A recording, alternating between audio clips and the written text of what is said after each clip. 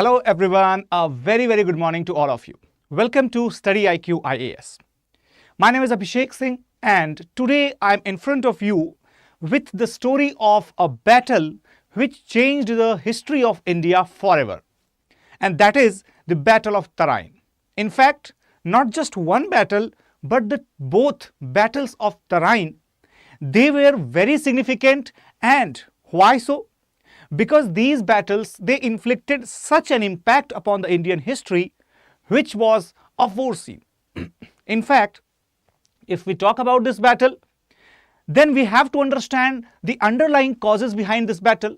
We have to understand the implicit activities that took place within this battle, as well as we have to understand the consequences which followed this battle. So welcome again to this session, which we are doing since various days, and we are observing such incidents which changed or reshaped the history of India. So let us start without any further delay. And first of all, if we talk about this particular battle, the Battle of Tarain, before that let me tell you that we are going to start a very important batch for the aspirants of UPSC CSE 2024 who are preparing in the English medium or Hindi medium or English medium. We are launching a batch for all of them on the 19th of June. Okay, so 19th of June is basically the date on which the batches are going to start. You just have to enroll in the batch using the code ASR live. And let me tell you one very important thing of this particular batch, that this is called Prelims to Interview or P2I batch, where if you are enrolling in this batch and get through the prelims examination, then you will be getting the opportunity to stay at the StudyIQ campus, prepare it completely for the mains examination, and this stay, this preparation, this guidance, everything will be included in this cost only. There will be no additional cost for staying in Delhi campus. So that's a golden opportunity for all the aspirants who are looking forward to appear and crack this examination in the next year. Now let's come to the topic here. So first of all, we will talk about the Battle of Tarain. Okay, the Battle of Tarain. Now the question arises, this Battle of Tarain, why did this battle take place and what was the reason behind? So let me give you an overview of this battle. If you look at this particular map, okay, if you look at this particular map, you will realize that this region, okay, this region of northwestern India, if you do not remember this, this is basically the map of India. Okay, so here the modern Pakistan and Afghanistan, if you look at this region, these areas were all under the rule of the Ghaznavid, okay, Ghaznavid Empire.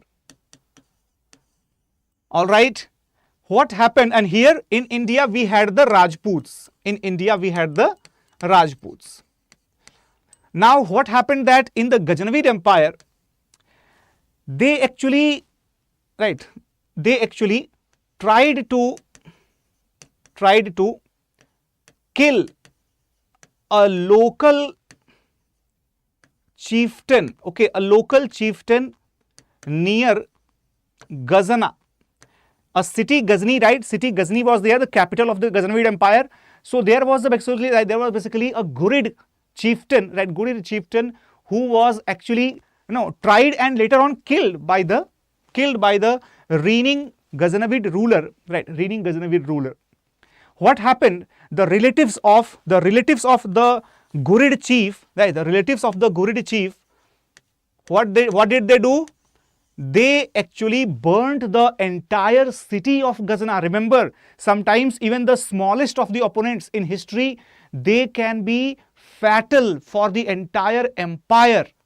So the huge Ghaznavid Empire that was burnt down, the capital was burnt down into ashes by a few, a petty relative of the local chief.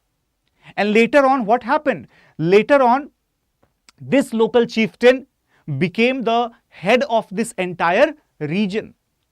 And the nephews of that chieftain, right? Remember the name. Ghayasuddin, okay, Ghayasuddin and Muizuddin, and Muizuddin. Remember these two names, these two are very important names. Ghayasuddin and Muizuddin, these two were the brothers, these were the two brothers. The second one will be more famous, and why so? Because let me tell you that the villain of our story, villain of our today's story is actually Muizuddin, whose complete name, whose full name was, right, Muizuddin Muhammad bin Sam, or simply called as Muhammad Ghori. Okay, so this fellow Muhammad Ghori, he will be the villain of this story. So in today's battle of Tarain, we will observe that what mistakes were done by Prithviraj Chauhan. Could Prithviraj Chauhan have won this battle? Was there any chance that he would have defeated Ghori? Or was there any chance that if the rulers like Jaichand would have given support to Chauhan, what could have been the result? Okay, everyone. So if we talk about the first battle, this battle took place in the year 1191 CE. However, let me tell you that this was not the first instance. This was not the first instance when Ghori had attacked on India or any Indian kingdom. In fact, if you remember in the year 1178 CE, 1178 CE, there was another famous battle which is not as much well known in history as it should have been, that this invader Muhammad Ghori, he was defeated by an army led by a queen, led by a woman, right? If you might have heard the name Nike Devi, so she had defeated Muhammad Ghori. In fact, she was the regent of Bhimdev, right? So she had defeated Muhammad Ghori way back in 1178 CE. Okay, so that is basically the story of Ghori in India. Right now, Prithviraj Chauhan ruled over the Chauhan dynasty in the northern India, and Muhammad Ghori sought to expand his empire in the Indian subcontinent. So I told you that why did he seek to expand the empire in the northern India? Because he had tried to expand the empire in the Sindh and Gujarat region, where in the Sindh region he had got success, but in Gujarat region he was thrashed badly. So he decided to come from the side of Punjab. Okay, and later on he also was successful in capturing the Lahore region, and then when he captured the Lahore region, his boundaries, his kingdom's boundaries were now shared with the boundaries of Chauhan kingdom. And let me tell you that Prithviraj Chauhan, he was one of the most ferocious and in fact widely known warrior king of the contemporary India, who had won the battles not just against the petty chiefs, but also against the powerful kingdoms such as the Chandela, right, such as the Gadwalas, etc. Okay, everyone. Now, the Ghaznavids led by Mahmud of Ghazni, they had already made incursions into northern India in the past, as we have already discussed that the Ghaznavid, particularly Mahmud of Ghazni, he had made the incursions, the attacks in India as far as up to Kalinjar, as far as up to Mahoba, all right, Kannauj, Somnath, all that area that was already invaded by Ghaznavid ruler. Now, if we talk about Muhammad Ghori, so he just continued that tradition of attacking India repeatedly. Okay, if we consider the first battle and the details of the first battle, let me tell you, there are several books from where we get the details of this battle. Okay, one such book is basically Minhajus Siraj. Okay, Minhajus Siraj. Then there is also another book written by Farishta. Okay, Tawarikh, right? Tarikh Farishta. Basically, that is also another book which mentions about this particular battle. In India, we have got the traditional book which is telling us about this battle, and that book is called Prithviraj Raso. However, the historians like Colonel James Todd, who is a very famous chronicler of the Rajput historiography in India, he tells us that the Prithviraj Raso is written later on, and that's why it is trying to explain the events in a different manner. Okay. So in the first battle, Prithviraj Chauhan and Muhammad Ghori clashed in the Tarain only, and Chauhan emerged as victorious, capturing and releasing Muhammad Ghori. In fact, Prithviraj Chauhan, he also got the able support of the various Rajput rulers. In fact, a group of Rajput rulers had come along with Prithviraj Chauhan to fight against Muhammad Ghori in the first battle of Tarain, due to which Prithviraj Chauhan had defeated Muhammad Ghori, and Ghori was not he was not just defeated, he was brutally thrashed in that battle, but he did not lose the heart. He did not lose the heart.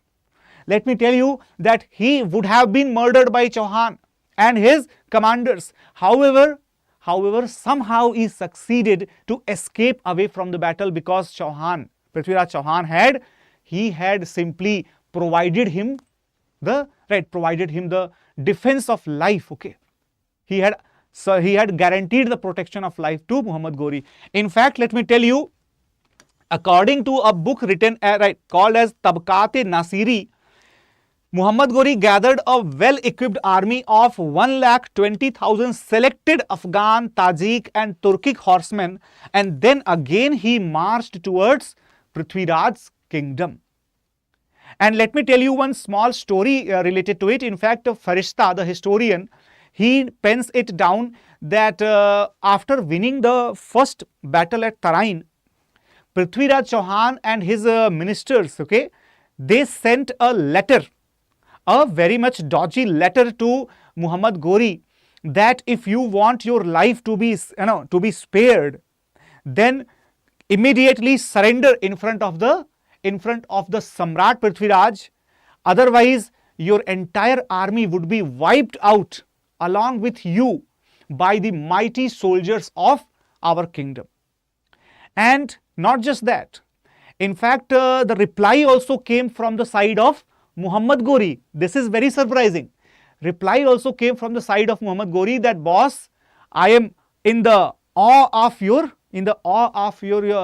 aura, and I am ready to surrender this entire region of Hindustan, given that only the area of Sindh and Multan will be under our control. However, for surrendering this area, I need to consult with my elder brother who is sitting at Ghazna. Remember, this was actually the political game which was going on between both the parties. Prithviraj Chauhan and his armies, they were now doing the mistake. They took the opponents very lightly. I am telling you, what is the topic? Could they have won it? Exactly, they would have won it had they not taken their enemies so lightly that these are the petty kings of Afghan region, they cannot do anything. Right. So, while receiving this reply, Prithviraj Chauhan and his armies and his court members, they all became very much relaxed and started doing rest, started indulging into the pleasure, while at the same time Muhammad Ghori was indulged continuously in preparing for the next war. Okay, so Bulbul, Learner, Chaudhary, very good morning everyone. Now, if we talk about the second battle of Tarain, that is the revenge of Muhammad Ghori. So basically, Prithviraj Chauhan, once again, he was taken by surprise this time. Ghori, whom he had not even expected to return, he did not just return, but returned with much more might, much more capabilities. Right. So what happened? He had been left with few allies. Prithviraj Chauhan had been left with few allies as a result of his wars against the fellow Hindu kings. In fact, Chauhan was continuously, waging the fights with the neighboring kingdoms. He had also taken enmity with the fellow strongman of the Gahadwal dynasty. Okay, so overall, he had reduced the numbers of his supporters in the neighboring regions. And remember that Rajput kingdoms were like a confederacy, like a brotherhood. Nobody was a permanent enemy and nobody was a permanent friend. It was like having the equality among all of them. So if somebody was behaving with the other neighbors on equal terms, they were friends. Otherwise, they were foes. So nevertheless, Jayachandra of Kannauj not only kept himself aloof from the battle, but is also said to have helped Muhammad Ghori in order to wreak his vengeance on Prithviraj. However, many historians, they do not agree to this point that Jayachand might have helped Muhammad Ghori or something, because nowadays this has become a standard observation that people have started using the current sense of understanding history into the medieval age, where they are saying that Jayachandra was a national traitor. He was not a national traitor or something. He was simply working for the welfare of his kingdom. Prithviraj Chauhan was working for the welfare of his kingdom. Nobody among them was fighting for or against the Indian nation, because the Indian nation or the concept of nation, that was missing in the medieval period. I hope you are getting the point. All right. So this battle was intense, with Ghori employing the new tactics and superior cavalry, and despite the initial success, Prithviraj Chauhan's forces, they were overwhelmed by Ghori's army, and Prithviraj Chauhan was captured and later executed by Muhammad Ghori. Okay, so these are basically the incidents which took place in the second battle of Tarain. Now, if we talk about the consequences of the war, okay, consequences of the war. Consequences basically were huge. The consequences were huge. And why were these consequences so important? Because after this battle, the northern India could never ever recover from the cultural, from the political and military hegemony of the Islamic rulers. That means from this point onwards, we will witness the beginning of the Islamic rule in northern India, which will eventually spread to the southern parts. All right. And India will see the beginning of an entirely different cultural journey from this particular battle. So we can say that probably the battle of Tarain in 1192 AD, that was probably the most defining battle, okay, most defining battle in the medieval history of India, okay, in the medieval history of India.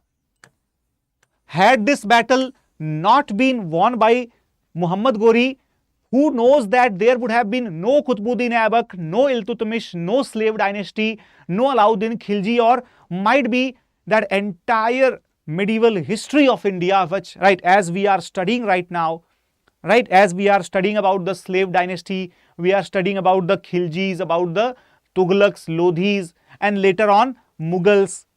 This entire series of the events, that might have been different. Such a consequential battle this was. Okay. If we talk about the other aspects, as you can see here, this was basically the place where they were having the capital, that is Ghazni.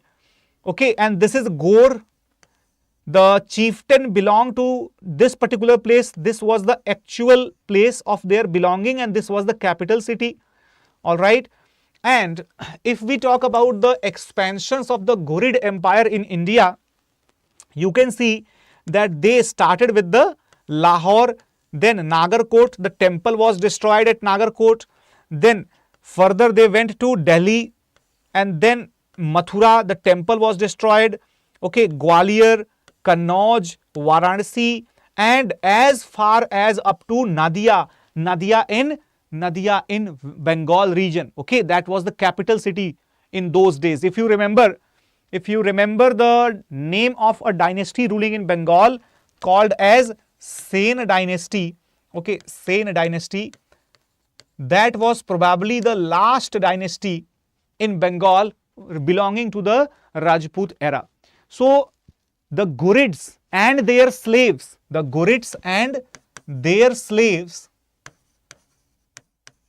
they completely swept over, they completely swayed over the northern India, right, and created the huge empire in the northern as well as the northwestern parts of the subcontinent. All right, everyone.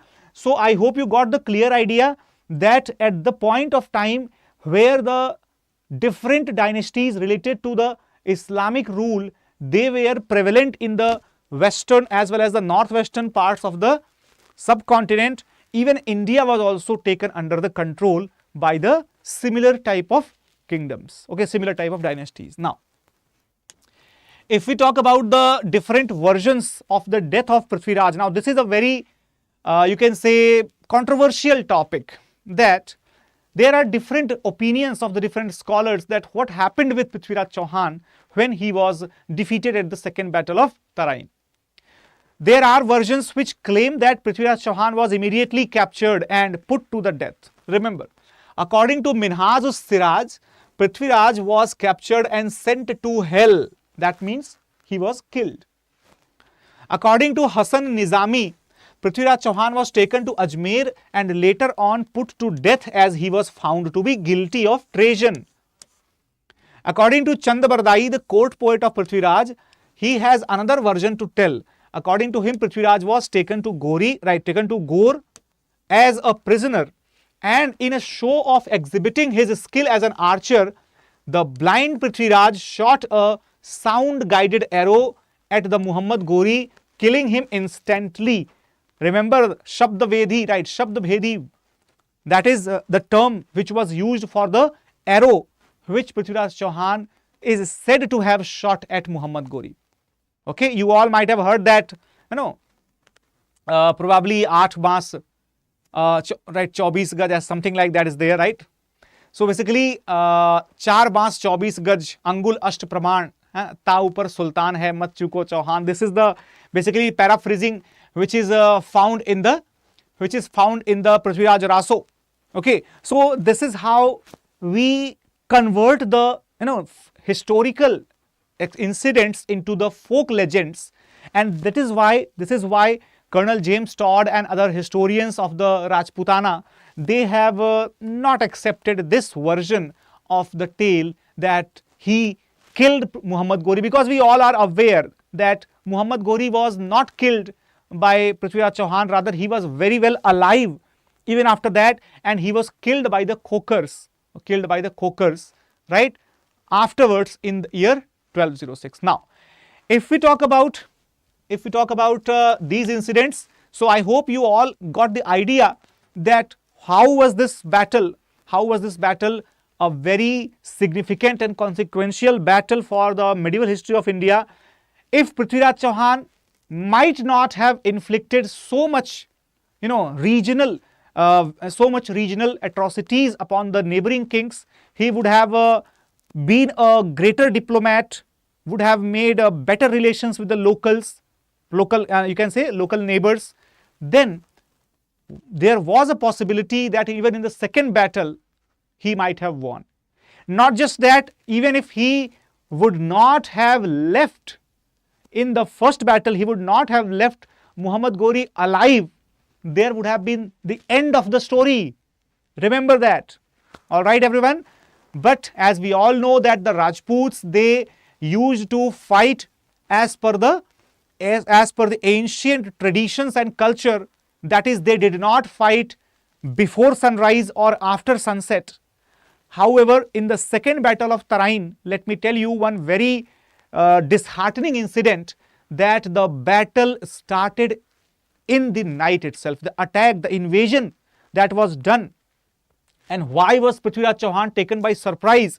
Because the invasion was done in the dusk, in the night. Okay, so that is how we can say that despite losing the battle, he did not lose the ethics, and for Muhammad Gori, ethics did not matter. All mattered, that was the victory. Okay, everyone. So that's all in session from my side.